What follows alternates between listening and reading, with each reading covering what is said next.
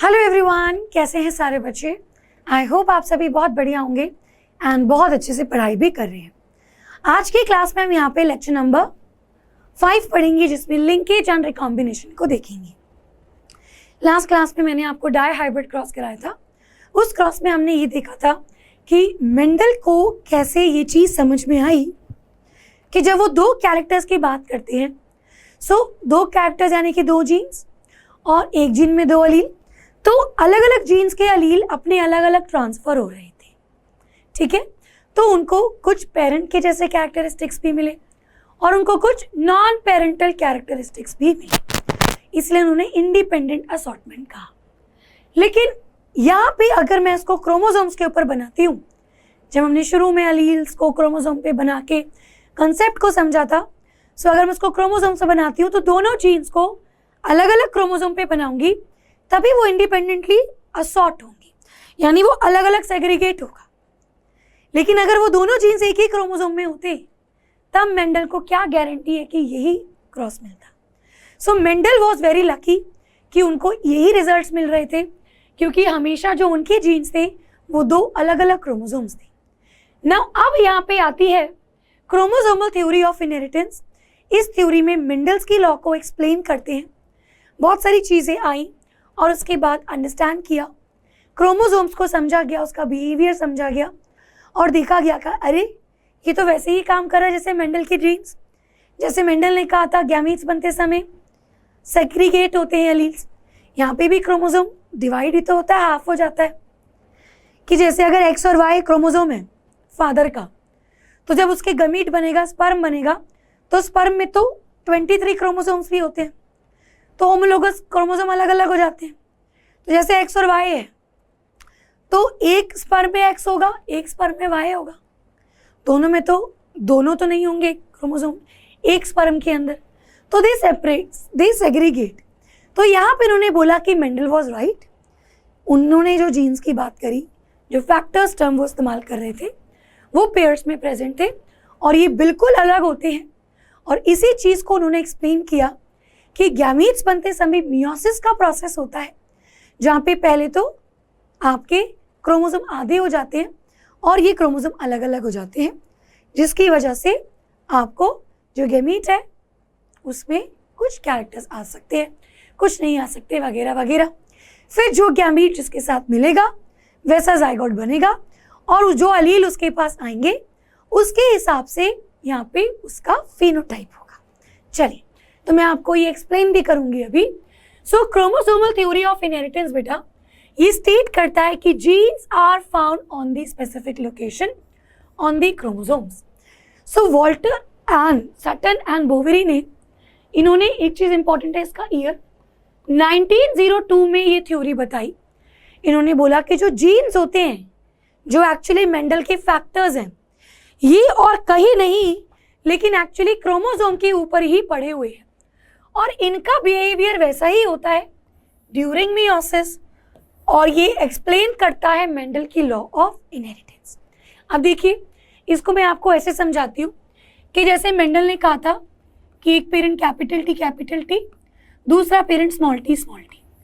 तो ये अगर मेरे पास F1 जनरेशन में सारे इस तरीके के आ रहे हैं, तो यानी कि ये मेरे सेग्रीगेट हो जा रहे हैं अलील। ये पेयर है, गैमीट बनते समय ये अलग अलग हो जा रहे हैं और जो जिसके साथ मिल रहा है फिर उसके अकॉर्डिंग यहाँ पे रिजल्ट आ रहा है। ये उनको F1 जनरेशन में मिलता, F2 में उनको 1:2:1 मिलता, capital T small T capital T small T, इस तरीके से। अब ये मेंडल के फैक्टर्स थे। मेंडल ने अपना लॉ ऑफ डोमिनेंस समझाया, लॉ ऑफ सेग्रीगेशन समझाया। लेकिन अब अगर इसको सटन एंड बोवेरी ने जब समझा, तो उन्होंने देखा कि बिल्कुल सही, उन्होंने देखा कि एक्चुअली क्रोमोसोम्स पेयर में ही तो होते हैं। कि मान लो किसी बंदा है, उसके क्रोमोसोम्स हैं, जैसे ह्यूमंस हैं, तो उसके क्रोमोसोम्स होते हैं पेयर्स में होते हैं। तो जैसे ये पी प्लांट होगा, तो इस पी प्लांट का इसके क्रोमोसोम भी ऐसे पेयर में ही होगा। दूसरा पेरेंट, इसके क्रोमोसोम भी इस तरीके से पेयर में ही होगा। ठीक है, अब लेट्स सपोज हम ये वाले क्रोमोसोम की बात करते हैं. So this is chromosome 1 2, this is 1 2, इस तरीके से सो ऑन. तो मान लीजिए पहले क्रोमोसोम में ये वाला जीन प्रेजेंट है. So genes are nothing but these are a small segment of DNA. DNA का एक छोटा सा टुकड़ा ही तो है, तो वो क्रोमोसोम के ऊपर ही पड़ा हुआ है. तो मान लीजिए ये हाइट वाला जीन, मान लेते हैं कि ये क्रोमोसोम 1 पे प्रेजेंट है.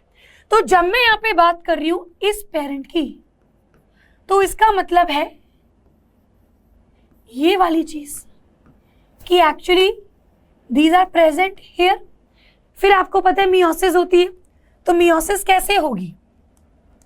अब अगर इसको मैं रेड से बनाती हूँ, क्योंकि मैंने ये रेड कलर के लिए थे, तो मियोसिस में क्या होगा, पहले तो बेटा डीएनए डबल होगा इस तरीके से, तो अलील्स भी ऐसे डबल होंगी यहाँ पे भी, और जब डीएनए डबल होता है तभी मैंने यहाँ पे सिस्टर क्रोमैटिड्स बनाई है.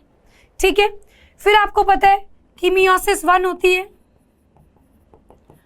तो मियोसिस 1 में होमोलोगस क्रोमोसोम अलग होते हैं. तो मान लीजिए पहले तो ये होमोलोगस क्रोमोसोम अलग हुए, फिर उसके बाद मियोसिस 2 आती है बेटा, जिसमें आपकी सिस्टर क्रोमैटिड अलग होगा. तो ये ऐसे कहानी हुई. तो ये मिल गया ना मेरे को ये गैमीट, और मेंडल ने भी तो यही कहा था कि ये सेग्रीगेट हो जाते हैं. तो देखिए भाई, अब यहाँ पे ये पूरा मेरा सेल डिवीजन है. This is the complete meiosis, कि सेल में पहले डीएनए डबल हुआ फिर, तो फाइनली मेरा गैमीट कैसे बना. अब अगर मैं इसको यहाँ पे देखूं, तो ये जो कैपिटल टी स्मॉल टी, तो इसके गैमीट कैसे बने. यही तो गैमीट है ना बेटा. या तो ऐसा बन सकता है या ऐसा बन सकता है, सारे ऐसे पॉसिबल है. इसमें भी सारे इसी तरीके के पॉसिबल है. चलिए, अब ये वाला इसके साथ फ्यूज करता है, तो उसके पास कैपिटल टी स्मॉल टी जाएगा, तो यहाँ पे ये कंडीशन होगी. तो इसी तरीके से मतलब सेम क्रॉस है, केवल वो मैंने क्रोमोसोम्स के ऊपर बनाए हैं. तो यहाँ पे इन्होंने कहा कि genes are found on the specific locations on chromosome and the behaviour is during meiosis can be seen, और ये एक्सप्लेन करता है मेंडल की लॉ को. चलिए, तो यहाँ पे देखिए, तो जैसे मेरा कैपिटल टी, तो ये मैंने क्रोमोसोम के ऊपर जीन्स बनाए, ये मेरे सेग्रीगेट हुए, फ्यूज किया, और मेरे पास इस तरीके से रिजल्ट आया. ना अब यहाँ पे बात आएगी डाई हाइब्रिड क्रॉस की. अब डाई हाइब्रिड क्रॉस को भी तो एक्सप्लेन करना है. Now listen to me very carefully. अब डाई हाइब्रिड क्रॉस में ये दो अलग अलग क्रोमोसोम होने चाहिए, यस और नो. एक पेरेंट ये है, एक पेरेंट ये, तो एक उन्होंने लिया था राउंड येलो, तो सीड का शेप का जीन अलग क्रोमोसोम के पेयर में है, और सीड के कलर का जीन अलग क्रोमोसोम के पेयर पे है. और एक उन्होंने लिया था रिंकल ग्रीन.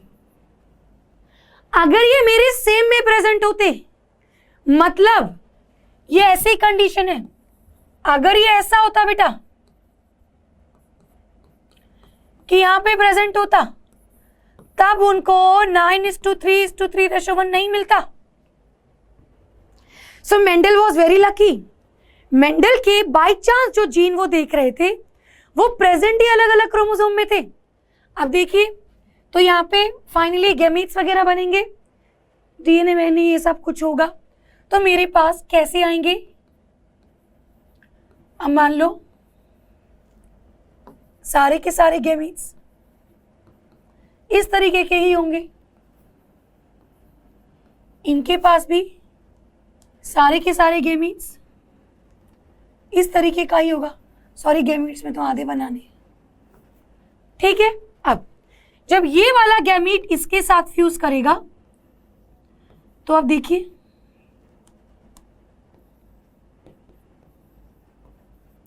तो भाई एक पेरेंट से कैपिटल आर आया, एक पेरेंट से स्मॉल आर आया, उसको एक पेरेंट से कैपिटल वाई मिला, एक पेरेंट से स्मॉल वाई मिला. भाई ये वाला बच्चा बना कैसे, अगर ये क्रोमोसोम 1 है तो क्रोमोसोम 1 का एक तो मम्मी से आता है, एक पापा से आता है, यहाँ पे भी एक मम्मी से एक पापा से, तो ये मेरे को यहाँ पे हेट्रोजाइगस मिला। नाउ द पॉइंट इज कि मेंडल को 4 तरीके के फिनोटाइप कैसे मिले। तो जब ये हाइब्रिड के साथ, मतलब इनमें जब सेल्फिंग होती है तो एक पेरेंट हेट्रोजाइगस, दूसरा भी हेट्रोजाइगस, या एक ही जो प्लांट है उसमें एक्चुअली एक ही फ्लावर, तो उसमें जब सेल्फ पॉलिनेशन कराते हैं तो मेरे को यहाँ पे कैसे 4 तरीके के फिनोटाइप मिलेंगे। तो ये यहाँ पे एक्सप्लेन कर रहा है कि देखिए, मान लीजिए ये वाली कंडीशन है ना, ये हेट्रोजाइगस है कि एक ले लो राउंड, ठीक है, दूसरा कैसा है, रिंकल, एक येलो, दूसरा ग्रीन, है ना भाई, ऐसा ही है ना। और होमोलोगस क्रोमोसोम, भाई ये दोनों एक ही तो क्रोमोसोम है ना। होमोलोगस क्या होता है, सेम साइज के, सेम जैसे दिखने वाले। तो जैसे हमारा जो क्रोमोसोम 1 है तो वो पेयर में है, होमोलोगस क्रोमोसोम, एक मम्मी का एक पापा का। होमोलोगस 2 सेकंड क्रोमोसोम, सेकंड में भी एक मम्मी का एक पापा का। हम सब का पहला क्रोमोसोम एक जैसा है, हम सब के पहले क्रोमोसोम में वही जीन्स हैं, तो यहाँ पे एक ये वाला हो गया। अब ये वाला मेरा पेरेंट क्या है, ये वाली कंडीशन है, तो मैं इसको ऐसे बना सकती हूँ। चलिए, उसके बाद बेटा आपको पता है मियोसिस होगी, एस फेस में डीएनए डबल होगा, तो देखो यहाँ पे ये सिस्टर क्रोमैटिड्स आ गई, ठीक है। चलिए, अब मियोसिस 1 में होमोलोगस क्रोमोसोम अलग होता है, तो यहाँ पे क्या होता था मियोसिस 1 में, 2 मेटाफेस प्लेट बनती थी। माइटोसिस के एम फेस में आपके सारे क्रोमोसोम सेंटर पे आते और सिस्टर क्रोमैटिड्स अलग होती, लेकिन मियोसिस 1 के मेटाफेज 1 में होमोलोगस क्रोमोसोम आते थे और होमोलोगस क्रोमोसोम अलग होते थे। तो बाय चांस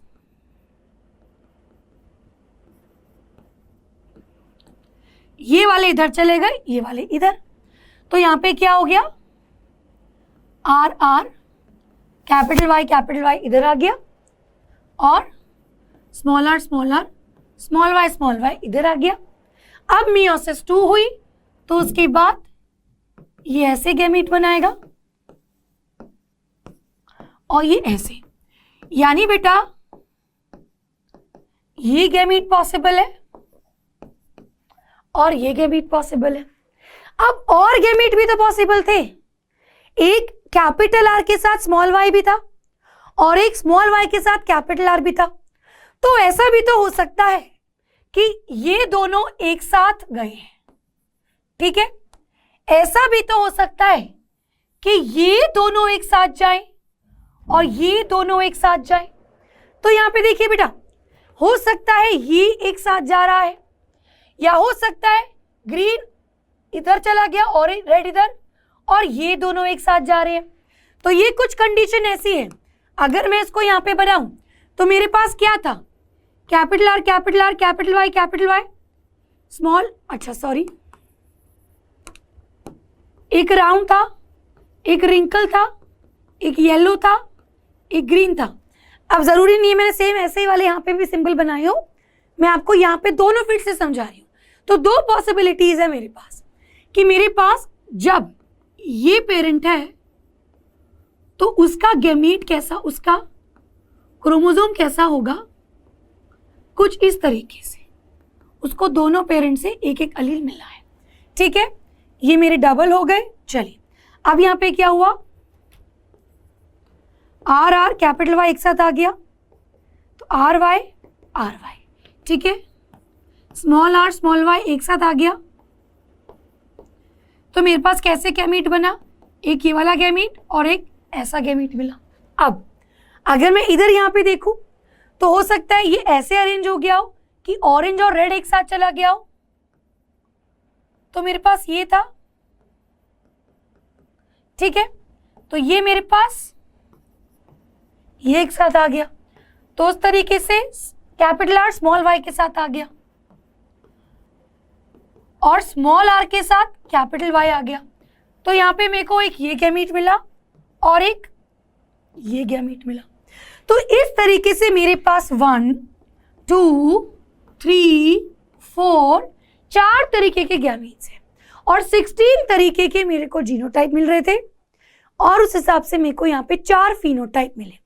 कुछ पेरेंट्स जैसे थे, कुछ बिल्कुल ही अलग थे।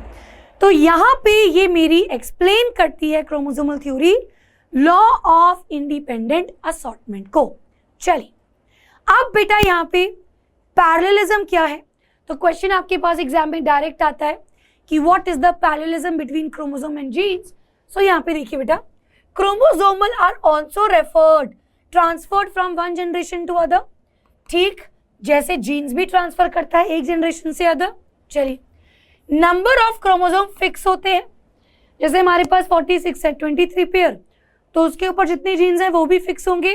और ये कैसे प्रेजेंट होते हैं, एट होमोलोगस पेयर, पेयर में प्रेजेंट होते हैं, तभी वो ऑर्गेनिज्म डिप्लॉइड कहलाता है।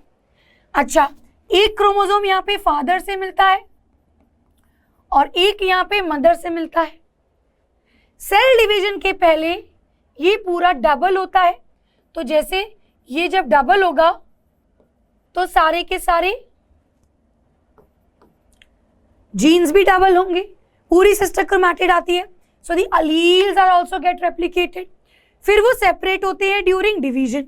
अब यहाँ पे हम मियोसिस लिखेंगे, ठीक है। मियोसिस ड्यूरिंग गैमीट फॉर्मेशन होती है, होमोलोगस क्रोमोसोम अलग होते हैं। अब यहाँ पे एक और चीज होती है बेटा जो आप ऑलरेडी क्लास 11 में पढ़ चुके हो कि मियोसिस 1 में होमोलोगस क्रोमोसोम के बीच में यहाँ पे क्रॉसिंग ओवर होती है बच्चे, और इस क्रॉसिंग ओवर में क्या होता है, इसका कुछ पार्ट उसमें चले जाता है, उसका कुछ पार्ट इसमें चला जाता है। सो मान लो अगर कोई जीन इसमें प्रेजेंट होगा तो हो सकता है वो उसमें चला जाएगा और उसका जीन इसमें चले जाएगा, तो यहाँ पे जो मेरे को गैमीट बनेगा वो एकदम अलग बनेगा। भाई ये वाला और जो इसके बीच में ये बिल्कुल यूनिक गैमीट्स मिलेंगे। सो यहाँ पे वेरिएशन पॉसिबल होता है। सो प्रोफेज 1 में आपकी क्रॉसिंग ओवर होती है, उसके बाद आपका गैमीट बना, गैमीट में हैप्लॉइड सेल्स होते हैं, फिर they combine to form zygote, और इस तरीके से फाइनली मेरे पास जाइगोट आता है और उसका फिर फिनोटाइप दिखता है। Both chromosome and alleles behave in according to Mendel's law of segregation. So what are the features of the theory? Gametes bridge between two successive generation. Gametes दो सक्सेसिव जनरेशन के बीच में एक ब्रिज है। Female और mail दोनों ही contribute करते हैं। फीमेल ओवम बनाती है, मेल स्पर्म बनाता है। क्रोमैटिन इन द न्यूक्लियस, ये सेल डिवीजन के वक्त क्रोमोसोम बन जाता है। अगर इसमें कोई डिलीशन हो गया तो गैमीट में चेंज हो जाएगा, तो जो नया इंडिविजुअल बनेगा उसमें प्रॉब्लम आ जाएगी। पैरेललिज्म देखने को मिलता है। जीन्स और Mendel factors are present on chromosomes only, और डिटर्मिनेशन सेक्स भी यहाँ पे सेक्स क्रोमोसोम से अफेक्टेड होता है। तो जो हमारे के अंदर जैसे 23rd पेयर जो होता है, तो फीमेल में XX होता है, मेल में XY होता है, तो it also depends on that, ठीक है। चलिए अब बेटा यहाँ पे हमारे पास अगला आता है विच इज TH मॉर्गन का एक्सपेरिमेंट। अब यहाँ पे हम इसको देखेंगे, तो यहाँ पे TH मॉर्गन की बात होगी। सो उन्होंने यहाँ पे स्टडी किया था दूसरी चीज में। सो बेसिकली TH मॉर्गन ने भी कुछ एक्सपेरिमेंट्स को परफॉर्म किया। उन्होंने भी पहले मेंडल की तरह मोनो हाइब्रिड क्रॉस परफॉर्म किया और फिर डाई हाइब्रिड क्रॉस परफॉर्म किया। सो देखेंगे उनको यहाँ पे कौन से फीचर्स मिले। सो TH मॉर्गन, जिनका पूरा नाम है थॉमस हंट मॉर्गन, उन्होंने बच्चे क्या किया, एक्सपेरिमेंट किया ऑन फ्रूट फ्लाई, जिसको ड्रोसोफिला कहते हैं, ठीक है। फ्रूट फ्लाई पे एक्सपेरिमेंट किया। क्यों किया? अगेन वही रीजंस, इसकी जनरेशन एक बारी में बहुत सारे बच्चे मिल रहे थे, मेल और फीमेल में अलग अलग चीजें पता लगती थी। यहाँ पे इनको एक और चीज, कई सारे कैरेक्टर्स देखने को मिलते थे और इनकी लाइफ साइकिल भी बड़ी छोटी थी, बड़ी जल्दी ही मर के रिप्रोड्यूस होके कहानी इनकी खत्म होती है। वेरी इंपॉर्टेंट चीज इज बेटा, उन्होंने केवल X लिंक जीन्स पे काम किया। तो जिन चीज को वो पढ़ रहे थे, जिन कैरेक्टर्स को उन्होंने देखा, जो जीन्स उस कैरेक्टर को कोड कर रहा था, वो जीन्स एक्स क्रोमोसोम पे प्रेजेंट था, यानी वो एक्स लिंक्ड यहाँ पे जीन्स थे। सो यहाँ पे उन्होंने एक एक करके क्रॉस किया। And very important line is कि ये क्या कर रहे थे, एक्सपेरिमेंटेशन ऑफ क्रोमोसोमल थ्योरी। तो उन्होंने भी एक एक्सपेरिमेंट किया कि देखते हैं भाई अब क्रोमोसोमल थ्योरी के हिसाब से मुझको कैसे रिजल्ट मिलते हैं। तो सबसे पहला मोनोहाइब्रिड क्रॉस, यानी जब एक कैरेक्टर लिया तो उन्होंने बेटा क्या देखा कि फीमेल जो उन्होंने कंसिडर करी, फीमेल के लिए इन्होंने लिया red I and it was the dominant type, ज़्यादा उनको वो दिखने को मिल रही थी white type.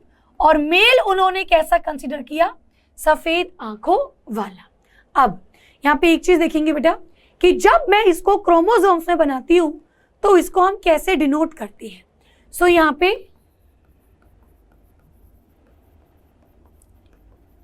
Representation of alleles on chromosome.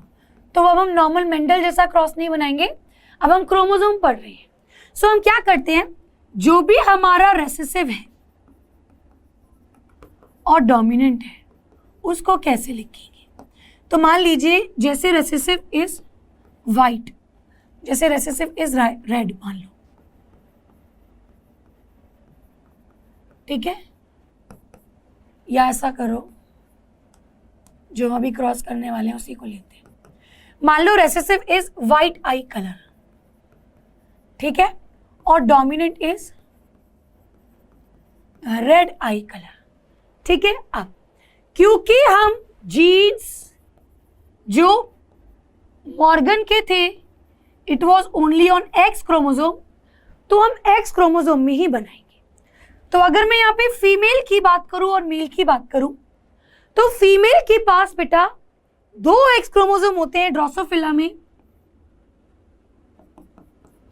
ठीक है, तो उसको हम ऐसे बनाएंगे। लेकिन मेल के केस में एक एक्स क्रोमोसोम होता है और एक वाई, तो हम एक्स को ऐसे बना दिया, वाई को ऐसे बना दिया, this is X X, this is X Y, ठीक है। अब इसको दिखाएंगे कैसे। तो मान लीजिए अगर वाइट है रेसेसिव और रेड मेरा डोमिनेंट है, तो वाइट को हम डिनोट करेंगे W से, और अगर उसका जो डोमिनेंट होगा उसको डिनोट करेंगे W+ से। इस तरीके से हम डिनोट करते हैं कि जो भी रेसेसिव वाले ट्रेट का लेटर होता है उसको हम सिंपल लिखते हैं और डोमिनेंट दिखाने के लिए हम उसमें प्लस दिखाते हैं। तो मान लीजिए अब फॉर एग्जाम्पल अगर मैं देखूं तो मेरी फीमेल जो है वो रेड आई की है, फीमेल मेरी रेड आई की है, तो रेड क्या, it is a dominant colour, तो मेरा W+ होना चाहिए। और फीमेल के पास क्या होते हैं, XX क्रोमोसोम, तो मेरे दोनों क्रोमोसोम ऐसे बनेंगे।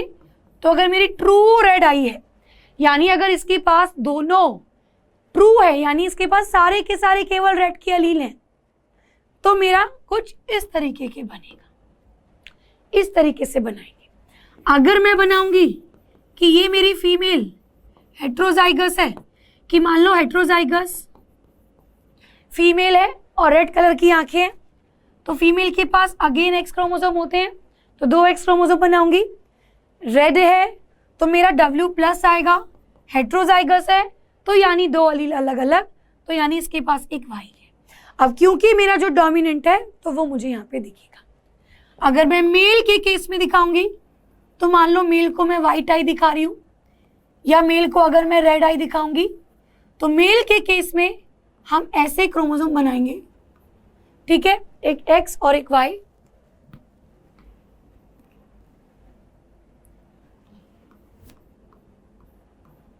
ठीक है, एक एक्स और वाई।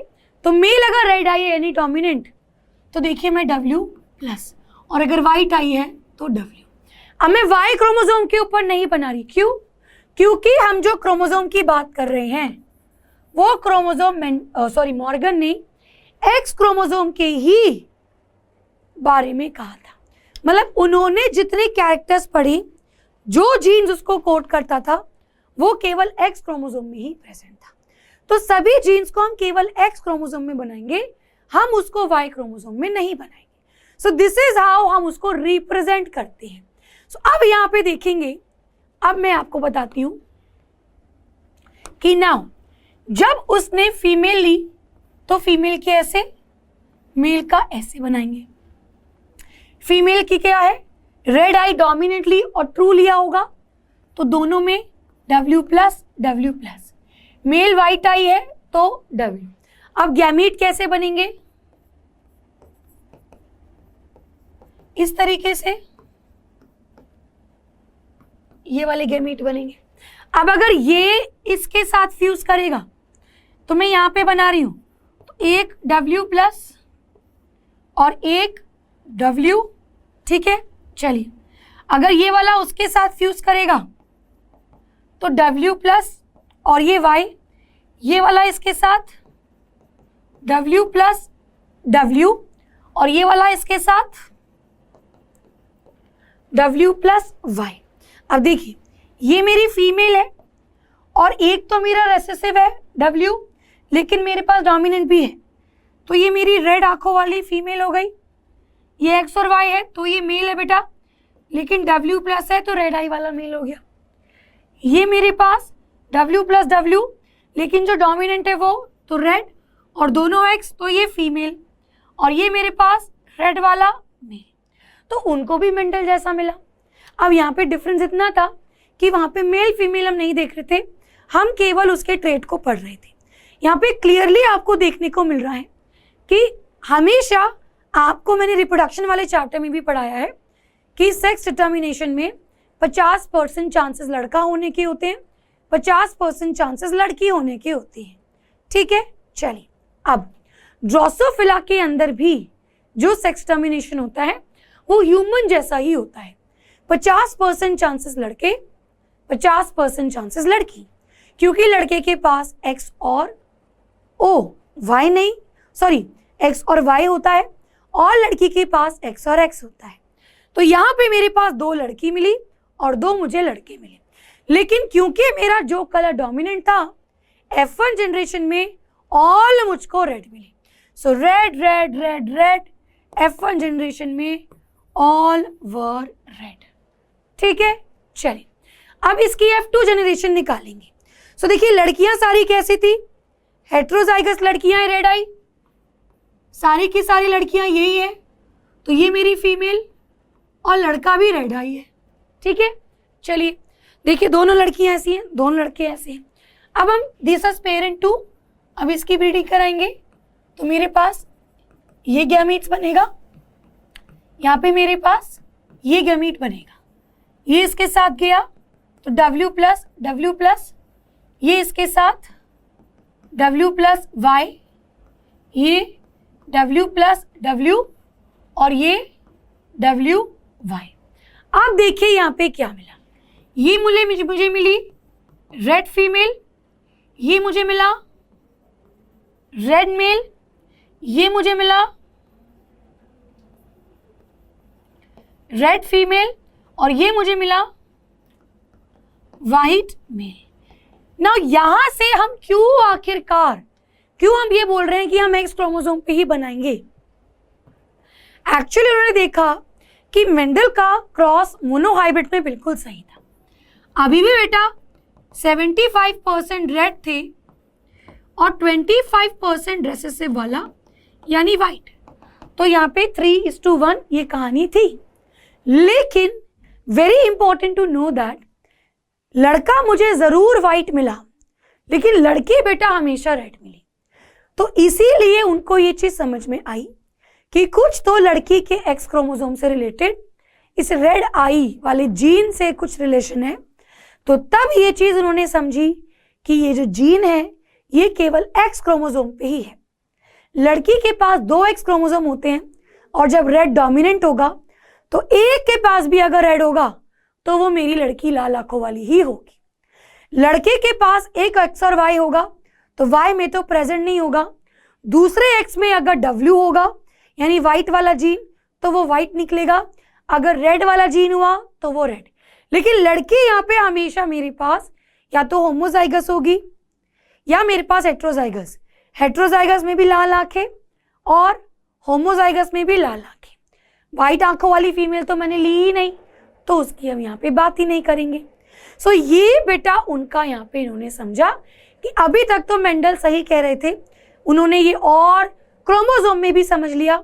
जो भी मेंडल ने यहाँ पे स्टडी किया, जो भी सटन एंड बोवेरी ने बताया, उन सारी चीज़ों को इकट्ठा करके उन्होंने यहाँ पे मोनोहाइब्रिड क्रॉस में उनको वो रिजल्ट्स मिले।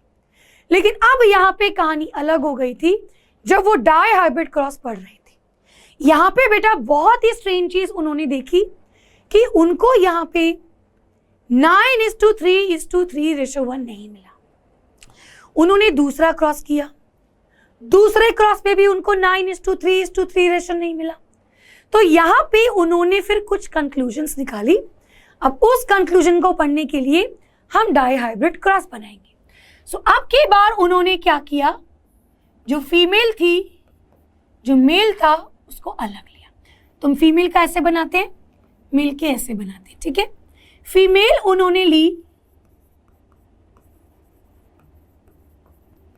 येलो बॉडी और वाइट आई, यानी कि रेसेसिव, और मेल उन्होंने लिया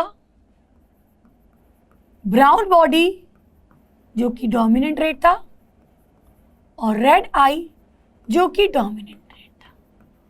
उन्होंने मेल डोमिनेंट लिया, ठीक है। तो इसको हम कैसे बनाएंगे, मेल के पास XY होना चाहिए, फीमेल के पास XX। तो येलो बॉडी अगर मेरी रेसेसिव है तो ऐसी, यहाँ पे भी ऐसा, ठीक है। लेकिन क्योंकि ब्राउन डोमिनेंट है तो Y+। अब यहां पे अब 2 सेट ऑफ क्रोमोसोम बनने चाहिए, जैसे हमने मेंडल की डाई हाइब्रिड क्रॉस में किया था। तो यहां पे उन्होंने एक्सपेरिमेंट किया और तब जाकर के ये क्रॉस बनाया ना। पहली बार जब एक्सपेरिमेंट में उन्होंने देखा कि जो पेरेंट्स जैसे हैं, पेरेंट्स जैसे राउंड येलो और राउंड येलो कह रही हूं, पेरेंट्स जैसे येलो वाइट और ब्राउन रेड 98.7 ड्रोसोफिलाज होती है। मतलब F2 जनरेशन में जितनी ड्रोसोफिला आई, मैक्सिमम उसमें या तो येलो बॉडी वाइट आई थे या उसमें ब्राउन बॉडी रेड आई थे। लेकिन 1.3% उनको येलो बॉडी रेड आई दिखा और ब्राउन बॉडी वाइट आई दिखा। तो ये चीज बड़ी अजीब थी। मेंडल को तो काफी ज्यादा मिले थे, मेंडल को तो 9:3:3:1 ऐसा रेशो मिला था, यहाँ पे उनको वो रेशो नहीं मिला। उन्होंने दूसरा क्रॉस किया, दूसरे क्रॉस पर उन्होंने वाइट आई, रेड आई और विंग्स का साइज लिया, मिनिएचर विंग, लार्ज विंग। तब उन्होंने देखा कि इस क्रॉस में पेरेंटल वाले उनको मिलते हैं 62.8% और नॉन पेरेंटल उनको मिलते हैं 37.2%। तो तब उनको समझ में आया कि ये रेशो कोई फिक्स नहीं है। मेंडल को वो रेशो इसलिए मिले थे बच्चों क्योंकि उनके दोनों जीन्स प्रेजेंट ही अलग अलग क्रोमोसोम में थे। लेकिन यहाँ पे दोनों बार मुझको अलग अलग रिजल्ट मिले और किसी में कभी बहुत कम नए तरीके के बच्चे मिले, किसी में ज्यादा तरीके के नए बच्चे मिले। तो यानी ये सारा खेल है कि जीन क्रोमोसोम में प्रेजेंट कहाँ पे है। और तब उन्होंने बात करी लिंकेज और रिकॉम्बिनेशन की। पहले मैं इसको बनाऊंगी फिर आपको क्रॉस समझाऊंगी। सो लिंकेज क्या होता है बच्चे, तो जब यहाँ पे ये क्रोमोसोम में नॉन सिस्टर क्रोमैटिड्स, तो नॉन रिकॉम्बिनेशन में लिखते हैं,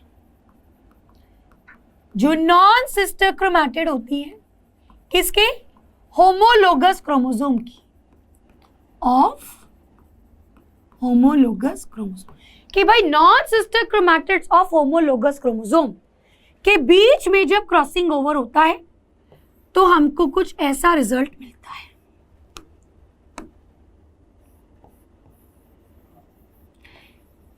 पर्पल का कुछ पार्ट उसमें गया और इसका कुछ पार्ट इसमें गया।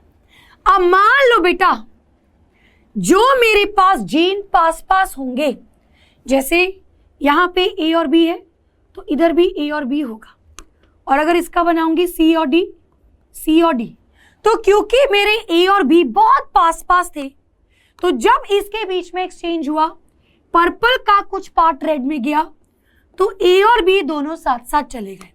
सिमिलरली सी और डी पास पास थे, तो इसमें जब आए तो सी और डी पास पास आ गए। यहां पे अगर देखूंगी एक एफ एक जी, तो ये तो अभी भी इधर ही है। तो देखिए बेटा, मेरे पास कौन कौन से क्रोमोसोम्स थे? एक ये था, एक ये था। इसके पास कौन से जीन्स है? ए बी, मतलब ऑब्वियसली डबल है ना, अलील्स है। इसके पास सी डी और जी। जितने ज्यादा जीन्स मेरे पास होंगे, क्रॉसिंग ओवर के वक्त वो एक साथ ही चले जाएंगे। मतलब ये कुछ ऐसा है कि मान लो आप और मैं दोस्त हैं और हमने ऐसे हाथ पकड़ा है। जितना ज्यादा हम क्लोज होंगे उतना हमको अलग करना मुश्किल होगा, लेकिन जितना ज्यादा डिस्टेंस होगा हमारा हाथ तोड़ के अलग हमें इजीली किया जा सकता है। तो यहाँ पे भी यही था, जितने जीन्स मेरे दूर होंगे वो अलग हो जाएंगे क्रॉसिंग ओवर्स के बाद, लेकिन जितने जीन्स मेरे पास होंगे क्रॉसिंग ओवर के समय वो साथ ही चले जाएंगे। सो देखिए बेटा, ए और बी पास पास था, तो जब वो यहां से गया तो रेड में भी वो साथ साथ गया। एफ मेरा ए और बी से दूर था, तो वो अभी भी आपस में उधर ही है। So this is linkage and recombination. उन्होंने बोला लिंकेज क्या होती है? It is the phenomena of certain jeans staying together during inheritance, कि जब गैमीट्स बनेंगे, क्रोमोसोम अलग होंगे, तो उसमें जीन्स हैं, तो जो जीन्स पास पास हैं वो साथ साथ जाएंगे, बिना किसी चेंज के, बिना किसी सेपरेशन के अलग अलग नहीं हो रहे, वो साथ ही रहेंगे। और ये मेरे दोनों सेम क्रोमोसोम पे प्रेजेंट है। It will lead to more parental combination. मतलब पहले वाले क्रॉस में जब उनको 98.7% मिल रहा था पेरेंटल और नॉन पेरेंटल थोड़े से, इसका मतलब जो Y और W जीन्स थे वो पास पास है, ज्यादा चांसेस हैं कि वो साथ साथ ही आगे जाएंगे, तो मुझको पेरेंटल ज्यादा मिल रहे थे। दूसरी कंडीशन में उनको नॉन पेरेंटल ज्यादा मिलते, मतलब पेरेंटल तो ज्यादा मिलते, नॉन पेरेंटल भी काफी थे, तो यानी कि इन दोनों जीन्स का डिस्टेंस अलग था। तो जब अगर उनमें मियासिस उसी पर्टिकुलर जीन्स में होती तो चांसेस थे कि वो अलग हो जाते, तो हमको नॉन पेरेंटल ज्यादा मिल रही थी। सो यहाँ पे रिकॉम्बिनेशन इज द रीअरेंजमेंट, जहाँ पे नॉन पेरेंटल ज्यादा मिलते हैं और लिंकेज मेरा साथ साथ जा रहा है, तो यहाँ पे पेरेंटल ज्यादा मिल रहे हैं। अब इसको हम एक क्रॉस बना करके करेंगे। सो मान लीजिए अब ये मेरा क्रॉस हुआ, तो मैं दूसरा बनाऊंगी व्हाइट, तो ये मेरे जरूर पास पास रहे होंगे, तो इसका ऐसा बनेगा, इसका ऐसा, इसका ऐसा बना, इसका ऐसा। अब ये इससे मिलेगा,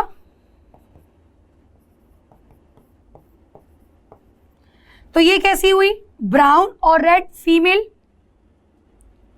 ये इससे मिलेगा तो येलो और व्हाइट मेल, ये इससे मिलेगी तो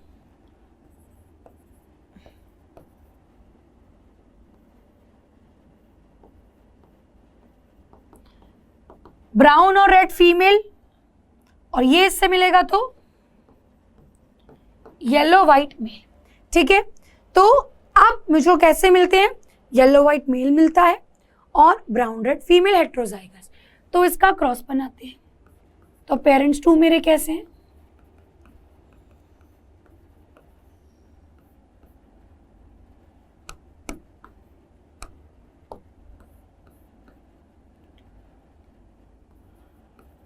इस तरीके का, ठीक है। तो इसके गैमीट ऐसा, ठीक है। अब ये इसके साथ, ठीक है, ये इसके साथ, ये इसके साथ, और ये इसके साथ। अब देखिए ये क्या हुआ, ये हुआ मेल, ये फीमेल, ये फीमेल। ये कैसी है मेरी,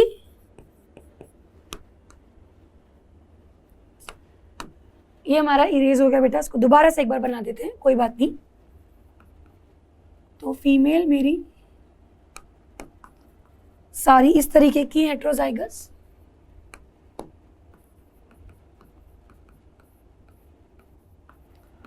दिस इज P2, और मेल मेरा इस तरीके का, ठीक है।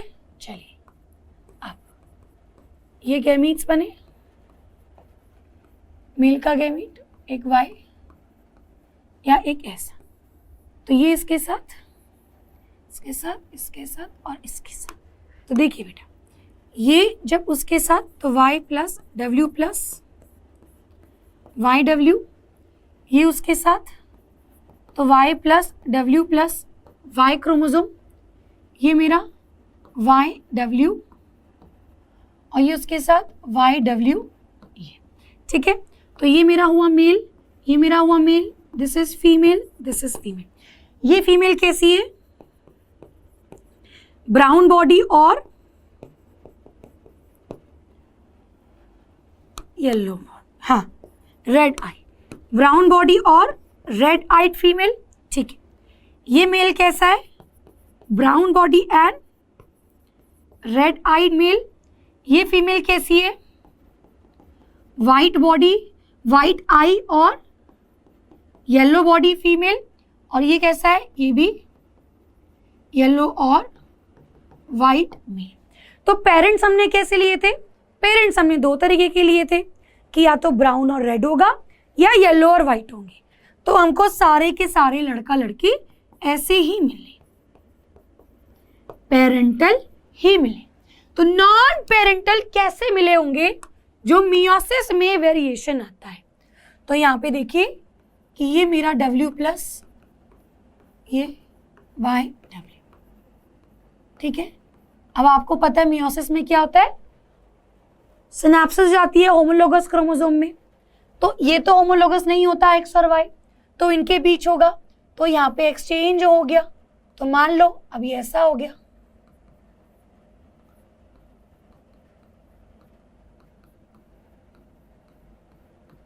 ठीक है। चलिए अब देखिए मुझे कैसे मिलेगा, ये इसके साथ YW प्लस YW, ये इसके साथ YW प्लस और Y क्रोमोसोम, ये इसके साथ Y प्लस W YW, ये इसके साथ Y प्लस W और ये Y क्रोमोसोम। अब देखिए मेरे पास क्या क्या है, ये मेरी फीमेल है, कैसी फीमेल है, वाइट सॉरी येलो बॉडी और रेड आई। ये कैसी है, Y प्लस यानी ब्राउन बॉडी फीमेल और वाइट आई, ये W प्लस तो ये रेड आई और ये येलो बॉडी, और यहां पे ये Y प्लस तो ब्राउन बॉडी और W वाइट आई। तो मेरे को नॉन पेरेंटल भी मिले, पेरेंटल तो मिला ब्राउन और रेड और yellow white, non parental brown yellow brown और वाइट भी मिला और येलो और रेड भी मिला। अब क्योंकि यहाँ पे ये कम थे, ये मेरे नॉन पेरेंटल है, तो इसमें यहाँ पे मुझे कम मिले, इसका मतलब ये दोनों क्रोमोसोम ये दोनों जीन्स बहुत पास होंगे। तो ये वाला केस 2, ये मेरा केस 2, ये बहुत रेयर होगा, इतने % चांसेस है। क्यों, क्योंकि these two genes are close, very close to each other। लेकिन दूसरे के केस में these two genes में के बीच में डिस्टेंस ज्यादा है, तो यहाँ पे अलग अलग होने के चांसेस ज्यादा है, रिकॉम्बिनेशन ज्यादा है, इसलिए रिकॉम्बिनेंट्स भी ज्यादा मिल रहे हैं। So this is linkage and recombination. Now अब यहाँ पे एक चीज हमको और देखनी है, बेटा दो और साइंटिस्ट हैं, एक जिनका नाम है बेटसन एंड पुनेट। एक्चुअली सबसे पहले इन्होंने लिंकेज और रिकॉम्बिनेशन को देखा था। सबसे पहले इन्होंने लिंकेज और रिकॉम्बिनेशन को देखा था स्वीट पी प्लांट में,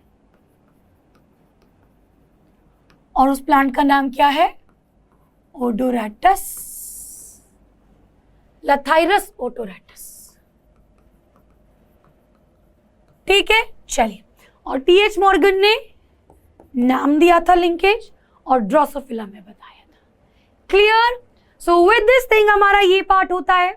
अब देखिए बेटा, किसी क्रोमोसोम में कितने जीन्स हैं वो मेरे लिंकेज ग्रुप होंगे। जैसे मान लीजिए ये मेरा क्रोमोसोम का पेयर है, अब इसमें मेरे ये जीन्स हैं, तो ये मेरा एक लिंकेज ग्रुप हो गया। तो जितने पेयर्स होंगे उतना लिंकेज ग्रुप। तो जैसे पी प्लांट में 7 पेयर ऑफ क्रोमोसोम, तो 7 लिंकेज ग्रुप। मेज में 10 पेयर, तो यहाँ पे 10 लिंकेज ग्रुप। ड्रोसोफिला में 4 पेयर, तो यहाँ पे 4 लिंकेज ग्रुप। बार्ले में 7, यहाँ 7, माउस में 21। अब आपको याद क्या करना है? इन तीनों का अच्छे से याद करना है। ठीक है, चलिए। नाउ लास्ट मेरा आता है जेनेटिक मैप्स। जेनेटिक मैप्स क्या है बेटा? अल्फ्रेड स्टुअर्ट वेंट ने क्या किया था? उन्होंने फ्रीक्वेंसी ऑफ रिकॉम्बिनेशन बताई, यानी कितने % चांसेस हैं रिकॉम्बिनेशन होने के, based on the distance between 2 genes on the same chromosome. कि मान लीजिए ये एक ही क्रोमोसोम है, एक जीन इधर है, एक जीन इधर है, एक जीन इधर, तो इनका बीच में डिस्टेंस, तो ऑब्वियसली बेटा ए और सी के बीच में लिंकेज कम होगी, ए और डी के बीच में ज्यादा होगी, सॉरी ए और बी के बीच में ज्यादा होगी, या बी एंड सी के बीच में ज्यादा होगी। क्यों? क्योंकि बी और सी का डिस्टेंस कम है, ए और बी का डिस्टेंस कम है, लेकिन ए और सी के बीच में बहुत डिस्टेंस है। तो जितना ज्यादा, वेरी इंपॉर्टेंट, जितना ज्यादा डिस्टेंस होता है लिंकेज उतनी कम होती है, जितना कम डिस्टेंस होता है उतनी ज्यादा लिंकेज होती है। इनवर्स रिलेशन, या मैं कह सकती हूं जितना डिस्टेंस ज्यादा होगा उतनी रिकॉम्बिनेशन ज्यादा होगी। सो उतनी रिकॉम्बिनेशन ज्यादा। तो यहाँ पे अल्फ्रेड स्टुअर्ट ने क्या किया? उन्होंने फ्रीक्वेंसी ऑफ रिकॉम्बिनेशन बताई between the gene pairs on the same chromosome as a measure of a distance between them, और उसको हम मैप कर सकते हैं डिस्टेंस से, और उस डिस्टेंस को हम कहते हैं मैप यूनिट्स। ठीक है, सो विद दिस थिंग हमारा ये पार्ट खत्म होता है। नाउ नेक्स्ट क्लास में बेटा हम सेक्स टर्मिनेशन पढ़ेंगे। सो आज के लिए इतना ही, मिलते हैं नेक्स्ट क्लास में। So bye bye and thank you.